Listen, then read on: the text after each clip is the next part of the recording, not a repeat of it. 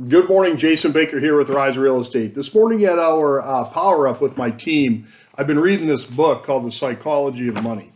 And this morning it was fascinating. You know, we've got four new agents on the team, and they're going through our 3-month launch program, which is, pretty intensive real estate sales training, lead generation training, process training, listing presentations, buyer presentations, pre-qualification, just the whole entire gamut. It's less about the paperwork and it's more about how to find that. Now on the brokerage side, of course, we handle the ethics and the paperwork and everything like that. Now that all said, I read something to them this morning I thought was pretty good. Of course, I am biased, but I'll read that to you. The Chris Rock I see on TV is hilarious, flawless. The Chris Rock that performs in dozens of small clubs every year is just okay.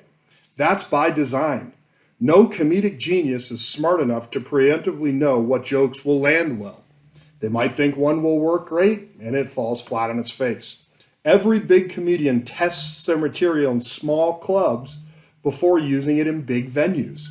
Rock was once asked if he missed small clubs. He responded, "When I start a tour, it's not like I run out to the arena and crush it. Before this last tour, I performed in this place in New Brunswick. New Brunswick, where is that even?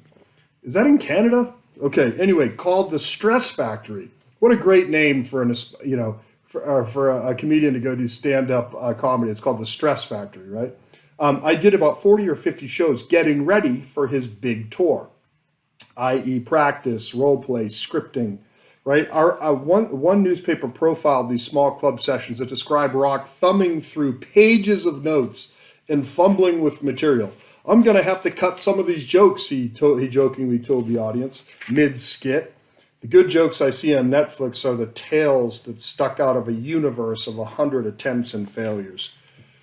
I think, in real estate, I see lots of agents get into the business, and in 1 year, they're gone from the business. And I often, first of all, it's sad to me because they had,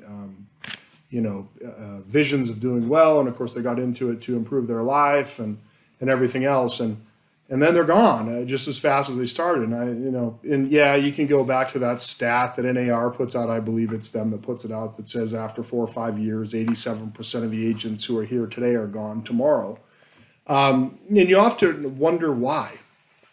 And I wonder that a lot. And sometimes especially like on the home front, I wonder, why do some agents make it and some agents don't make it?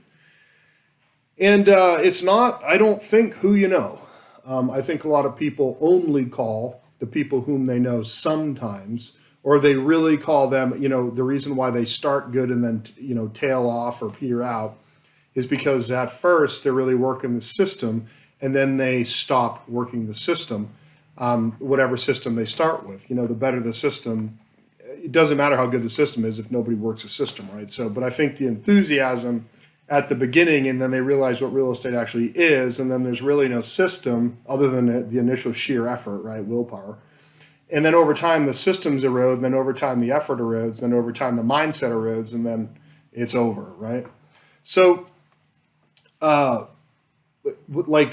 think, I think number one is looking at and analyzing your systems. What kind of systems are you using? That's number one. And then number two, what are you doing for your mindset every morning in order to make sure that you have the wherewithal or the get up and go mentally and physically, I suppose, to get those things, to accomplish those things? And then three, are you giving up too soon? Are you giving those things enough time to work? "Oh, I got into the business and my friend's making $200,000 a year, and gosh dang it, after 40 days in the business, I wasn't a millionaire. I'm going to quit."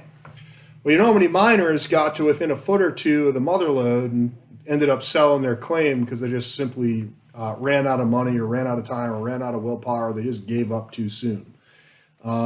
So right now, we all need encouragement because, as this market is changing, it can be a little bit scary out there. So anyhow, I'm trying to send out these little tips and worksheets and things like that to help you with your systems that you're running in your own business. And I hope some of them are helpful.